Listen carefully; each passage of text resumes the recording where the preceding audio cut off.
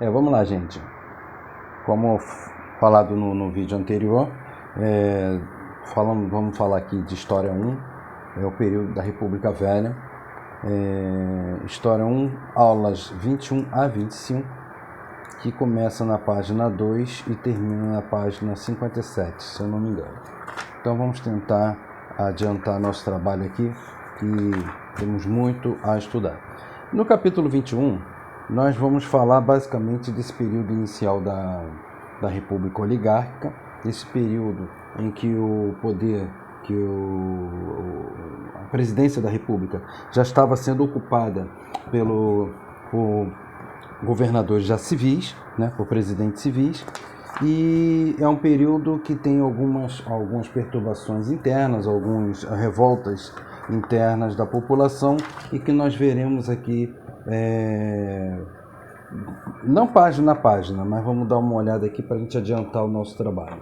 Uma das coisas que eu tenho que falar para vocês é que essa política oligárquica, que ela começa com Prudente de Moraes, ela vai ser consolidada com Campos Salles, que ele estruturou esse sistema das políticas oligárquicas, ou seja, a política de São Paulo e Minas Gerais se alternando no poder. É um período em que, como o café e a produção de leite são essenciais na economia nacional, são importantíssimas, essenciais não digo tanto, mas são importantes por quê? Porque há também uma certa manipulação de resultados nos índices econômicos desse período, colocando o café como o maior produto da exportação brasileira, o maior produto ainda de importância da balança comercial. Chegando também, podemos entender, que inclusive está aqui na página 2 do livro de vocês, que esse favorecimento desses grupos oligárquicos, especialmente ligados à cultura do café, resultaram em inúmeros problemas sociais e econômicos que foram marcantes nessa fase da República. Dessa forma, podemos mencionar que a defesa do setor agroexportador, especialmente com a valorização artificial também do café. Nem tudo que se diz que os números, os índices estavam apontando sobre o café eram índices reais, e havia também uma certa artificialidade ali dos resultados.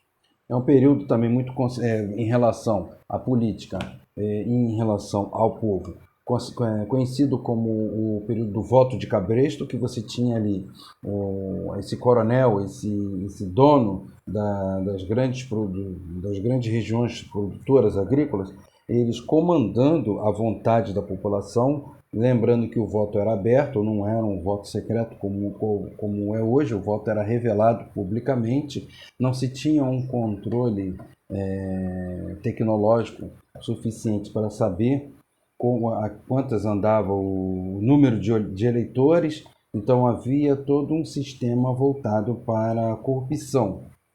Sendo o voto aberto, o eleitor manifestava publicamente seu voto, ele tinha que revelar publicamente. Hoje você chega na cabine de votação, é lá a maquininha, você e a máquina, ninguém pode, você é intocável naquele momento, não se pode tocar no eleitor naquele momento que está votando. Antes não, o eleitor tinha que falar publicamente.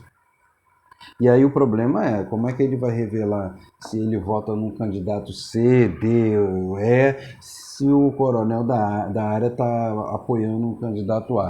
Então, vamos dizer assim, a pressão sobre os eleitores é uma pressão muito forte desses coronéis. Tem aqui um caso clássico. Esse trechinho aqui que está entre a página 4 e 5 do livro de vocês é sempre repetido invariavelmente nos livros de história quando se fala das políticas oligárquicas, falando sobre o poder da família Accioli no Ceará e toda a estrutura administrativa pública toda nas mãos dessa família. Eram coronéis que comandavam lá. Claro que isso não acontece mais hoje, né? Nós temos aí toda uma política diversa. Não acontece no Brasil de hoje, né? Mas vamos lá.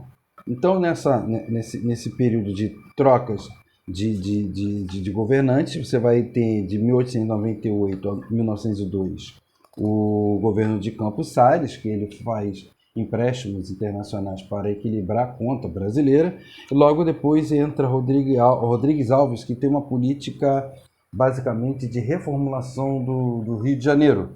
E nessa política de reformulação, nós teremos aqui os grandes movimentos sociais de insatisfação desse período aí que veremos a seguir. Essa insatisfação, página 5, está muito por conta de Rodrigues Alves ter deixado sob cargo de Pereira Passos essa reorganização, essa quase que não sai, essa reurbanização do Rio de Janeiro. Para isso, várias casas que eram casas de trabalhadores que ficavam no centro do Rio de Janeiro, elas foram demolidas e para a abertura de grandes vias públicas. Nisso é conhecido popularmente como uma postura de bota abaixo, ou seja, todas essas casas que tinham no centro do Rio de Janeiro não foram respeitadas a moradia do pessoal. Isso faz dois elementos, dois movimentos. Um processo, uma aceleração do processo de favelização no Rio de Janeiro. Começa muito, muito característico dessa área, que pessoas que moravam no centro do Rio de Janeiro, nos cortiços, né, que eram cortiços. Cortiços eram casas que tinham seus quartos, cada quarto era ocupado por diferentes famílias. Então, dentro de uma única casa, se tinha diferentes famílias. Lembrando que não era comum ter banheiro dentro de casa, então o banheiro era normalmente no quintal, então não tinha um padrão de higiene muito confortável nesse momento. Como ele coloca essa população fora dessa região, essa população vai procurar áreas periféricas para ocupar. Daí temos um grande problema, que é o seguinte,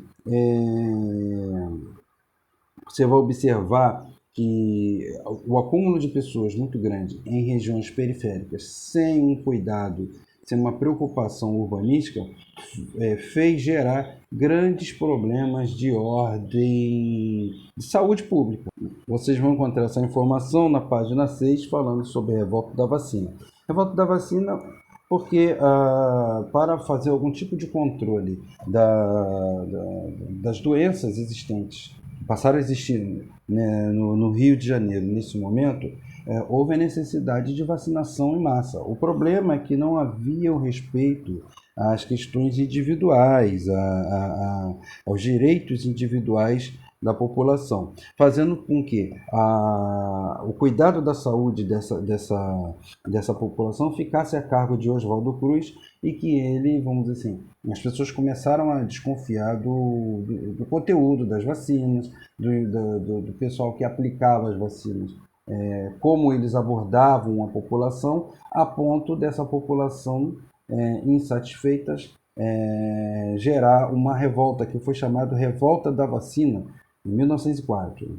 Não foi somente a população comum, existia também intelectuais, como você coloca aqui na página 6 do livro, vocês, militares positivistas, intelectuais, opositores ao governo, né, e a população pobre, de modo geral, fazendo resistência a essa postura, até fazendo barricadas no meio da rua, enfrentando a estrutura oficial do governo.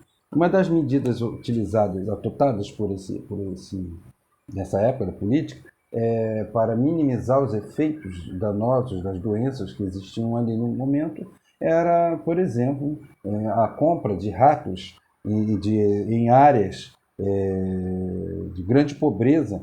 As pessoas passaram a caçar rato e vender para o governo. Isso faz gerar até um momento engraçado, muito interessante, das táticas de sobrevivência, né? Que a população vai tenta sobreviver de qualquer forma. Observa-se que, por exemplo, existiam pessoas que não paravam de vender rato, estavam sempre vendendo rato para o governo. Não eram apenas caçadores de rato que estavam ali, caçavam na casa para vender. Não, a pessoa começou a transformar aquilo em profissão. a ponto de levantar desconfiança quando ia na casa da pessoa, ela tinha verdadeiros criadouros de rato para poder vender para o governo.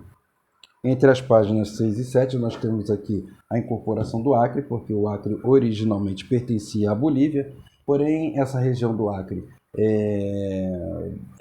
tinha sido ocupada principalmente por nordestinos em busca de melhores condições de vida, ali na exploração do látex, só que essa região foi, vamos dizer assim, entregue a uma empresa norte-americana para exploração desse látex e expulsão dos brasileiros que estavam ali.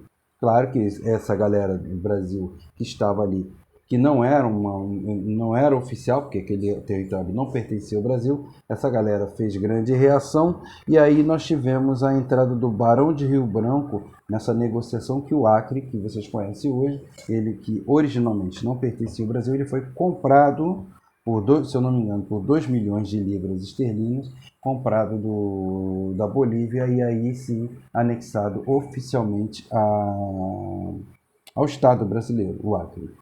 Como os números, como falei anteriormente, a produção de café ela era muito grande, porém a lucratividade sobre o café não era tão grande. Por quê? Porque começou a ter tem a lei da oferta e da procura.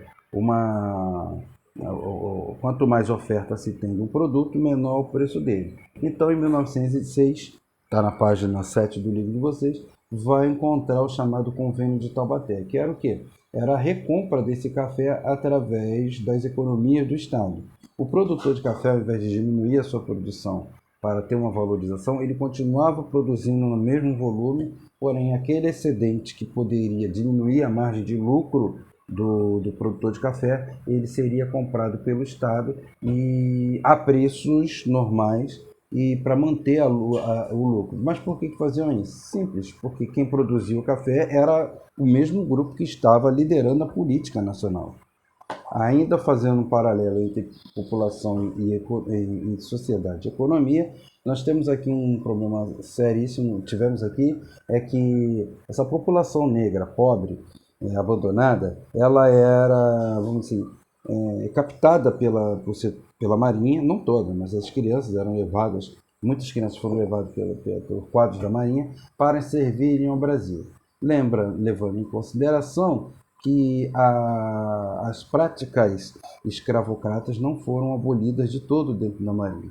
Então, por exemplo, a chibata era uma delas, utilizada sobre esses marinheiros que cometessem qualquer tipo de erro. Isso é uma coisa muito interessante, porque os marinheiros que no Brasil que começaram a ter contato, como por exemplo, com outras nações, com marinha de outras nações, começaram a ver o respeito que esses marinheiros eram tratados em outras áreas, que não se tinha aqui no Brasil. Aliás, até hoje não se tem no Brasil. Praças e cabos, praças, ou seja, todo aquele grupo de militares abaixo dos oficiais não tem o mesmo tratamento que os oficiais dentro de qualquer força militar. Isso é refletido pela alimentação, pelas condições de dormitório, etc. Então, até hoje não são tratados da mesma forma.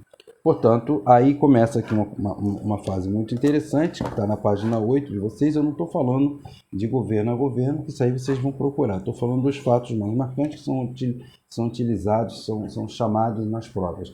E a revolta da Chibata, de 1910, pelo grande João Cândido de Oliveira. É uma revolta que mostra, que eviscerou, que mostrou à sociedade as reais condições, até mesmo dos maus tratos que os marinheiros brasileiros sofriam nas mãos dos oficiais dentro da Marinha. Uma espécie de reação aos castigos corporais que os marinheiros sofriam. E até há pouco tempo, vamos colocar até o período militar no Brasil, década de 60, 70 e 80, um militar para casar, eu não sei como é que está hoje, mas um militar para casar, um militar que não fosse oficial, ele tinha que pedir autorização para a Marinha para poder casar. Se ela não autorizasse, ele não podia casar. Então você tinha aí uma série de famílias que eram formadas sem a oficialização do casamento, pelo reconhecimento do Estado, são o reconhecimento do Estado dessas uniões entre as pessoas. Por quê? Porque em muitos casos não eram permitidos casar. Mas nem só de movimentos urbanos, como a revolta da vacina e a revolta da chibata, o Brasil viveu nessa época. Nós temos que também falar dos movimentos das zonas rurais, como, por exemplo, o contestado, entre outros. Ainda sobre essas revoltas de caráter rural, nós não podemos esquecer de um movimento que avançou a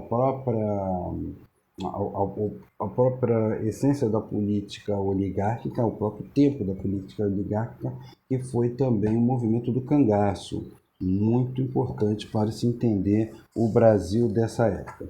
Bem, tivemos uma pouca relação industrial nesse momento, um pequeno surto, mas quando se chama de surto industrial, não podemos falar de grandes indústrias, eram pequenas fabriquetas que se instalaram no Brasil. Um pouco mais importante seria a indústria têxtil, mas nada muito relevante na economia no momento, porque nós não podemos esquecer que a economia era liderada pelo café. Eu digo economia via exportação. O leite era consumido internamente mesmo, mas para exportação era o café. Bem, aí no caso na aula 22, falando sobre a República Velha, na 21 se fala sobre a construção e o auge da República Velha, e na página 22, na aula 22, começa a ser falado o início da crise, né? E nós vamos começar a falar a partir de 1920, um pouco depois da Segunda Guerra Mundial, da Primeira Guerra Mundial, perdão, um pouco depois da Primeira Guerra Mundial, e que interessante que o Brasil, nesse momento, vamos dizer assim, os principais consumidores dos produtos nacionais estavam quebrados devido à guerra. Então, houve um grande abalo na economia devido a população mundial não consumir com em tão grande escala o produto nacional, o principal produto nacional, que era o café. Lembrando aqui que nós fizemos até um trabalho já esse ano, falando sobre a Semana de Arte Moderna de 1922, que seria um movimento, de acordo com o que foi falado, estudado, um movimento de estudo dessa população brasileira, mas era interessante que nós vimos também que é um movimento de elite que procurou estudar e representar a população brasileira, mas não convida a negritude para estar dentro desse movimento. Era um movimento de elite que tentou, de alguma forma, entender como é que era a população brasileira, mas não convida os principais nomes, por exemplo, Lima Barreto, na época estava vivo, um negro, escritor, e não foi convidado. E ainda falando nesse período sobre revoltas, que aí está na página no capítulo 22 de vocês, nós vamos ter o movimento tenentista, que eu vou explicar para vocês mais detalhadamente. Bem, vamos ler junto aqui esse período, essa parte do capítulo, página 18, falando sobre o movimento tenentista, que surgiu na baixa oficialidade do Exército, congregando especialmente tenentes recém-saídos da escola militar, e capitães recém-promovidos, insatisfeitos com a realidade política, econômica e social do país, com a situação militares e a demora da promoção no Exército. O tenentismo contestava os vícios políticos e a corrupção, as fraudes eleitorais, o voto de cabresto, o domínio oligárquico que marcavam a República Velha. Eles estavam questionando todo esse momento da história brasileira. Advogavam a necessidade de uma centralização política e administrativa, uma total subordinação dos estados ao governo central. E como não acreditassem que as eleições diretas conseguiam eliminar os vícios das instituições republicanas, pregavam a intervenção do exército para salvar o país. Já escutei falar nisso daí, que o exército seria o grande salvador da pátria. Até hoje se fala disso. Ainda não se convenceram que o poder político deve ser resolvido pelas situações civis. O militar não deve se meter nesse tipo de situação. Então, nós estamos vivendo ainda, mesmo que sendo considerado o período do declínio dessa política café com leite, mas ainda havia a sucessão entre São Paulo e Minas Gerais, até que o Washington Luiz ele rompe com essa lógica de troca de poder. Como ele rompe, ao invés de indicar alguém de Minas Gerais, ele indica alguém de São Paulo mesmo, como se eu não me engano, deixa eu me lembrar aqui, peraí, eu esqueci o nome, só um minuto.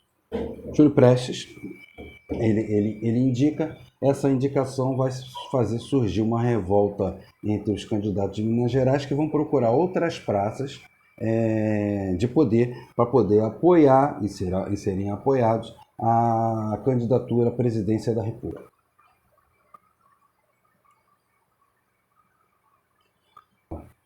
Essa turma de Minas Gerais, São Paulo e Paraíba, eles saem perdedores, né? Que tem Getúlio Vargas nessa chapa, João Pessoa também. Só que aí saem perdedores, a princípio aceitam essa perda, porém outros setores, a maior parte dos setores ligados aí não aceita essa derrota. Mas um incidente, no dia 26 de julho de 1930, traz toda uma mudança no posicionamento, na postura dos concorrentes perdedores, que foi o assassinato de João Pessoa, lá na Paraíba, que a princípio não tem nenhum tipo de ligação com a política, era uma questão muito mais, com a política nacional, perdão, era uma questão muito mais regional, mas isso foi tomado como